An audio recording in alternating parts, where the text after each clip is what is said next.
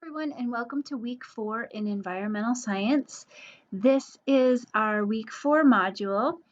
The content page lists some learning objectives for the content in chapter 4. This week we're going to be diving into community ecology.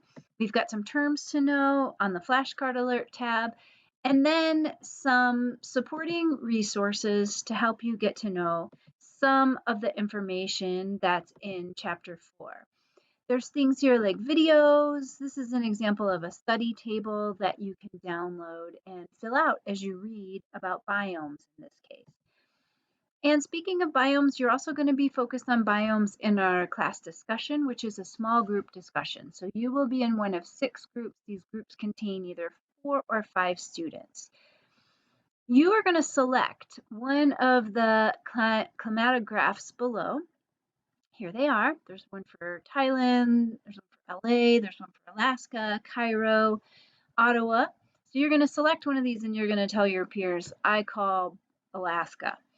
Then you're going to write a description of what you see, the data that you see presented in that climatograph. So 2 to 3 sentences about the temperature pattern, 2 to 3 sentences about the annual precipitation pattern, and then you're going to tell us which biome is located in that place and give us a 3 to 4 sentence description of that biome.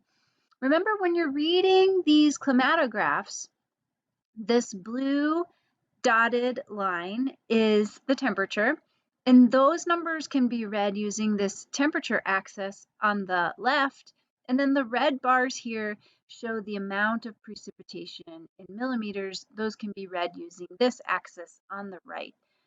Make sure you are describing these trends quantitatively so we know that you're reading these climatographs correctly. Initial posts are due on Wednesday, and then responses to your peers are due by the end of the week.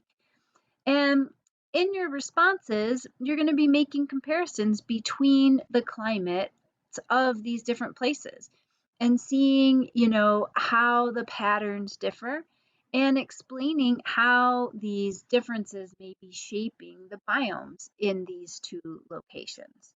So you're going to first be presented with data from a bunch of different climates, and then you're going to sort of compare and contrast and describe how they differ and then also the implications.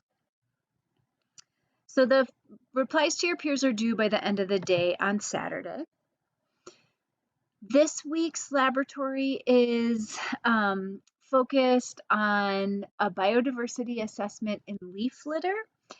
So the lab is on this tabbed page, and there's some background here. There's a paper I'm asking you to read to get to know leaf litter decomposer communities, and then here's some questions about leaf litter decomposer communities. So all the answers to these questions can be found in that PDF I just showed you. The next thing you're going to do is you're going to need some supplies to collect a leaf litter sample. So you need a plastic milk jug, an empty glass, a stick or a ruler, some scissors, duct tape, rubbing alcohol, and then some mesh hardware cloth. So you're going to create a release funnel that looks like this. And then you're going to go out to a forested area. So not your garden, not your lawn, a forested area nearby, and you're going to collect a leaf litter sample that should nearly fill your funnel. So if you're not if your sample doesn't fill your funnel, then you may need to make it a little bigger. I recommended here's a sample collection protocol. I recommended that you sample in a 20 centimeter square, but it's really important that your sample is large enough in volume to fill at least half of your funnel, So make sure you get a large enough sample so that you have some bugs to look at next week. So the idea is your sample is going to sit in here. It's going to dry out. It might just dry out naturally, or if you have a heat source like a lamp that you can safely use, you can dry it out more quickly. The bugs are not going to like that when you dry out their home. So they're going to try to go deeper down into the soil, but since they're not in their natural habitat anymore, that's going to mean they fall into some alcohol that you put below the funnel. So then you're going to collect them and eventually you're going to look at them. So for this week, all we need is the background questions. We need a picture of your, here it is. We need your background questions, a picture of the site you sampled, and then a picture of your sample drying in your Burlese funnel. This is due by the end of the day on Saturday. As always, we have a practice quiz in here. This one is not graded. It's just here to help you get ready for the graded week 4 quiz. And that's the last piece of the week 4 module. So as always, please let me know if you have any questions. I'm happy to help, and have a great week.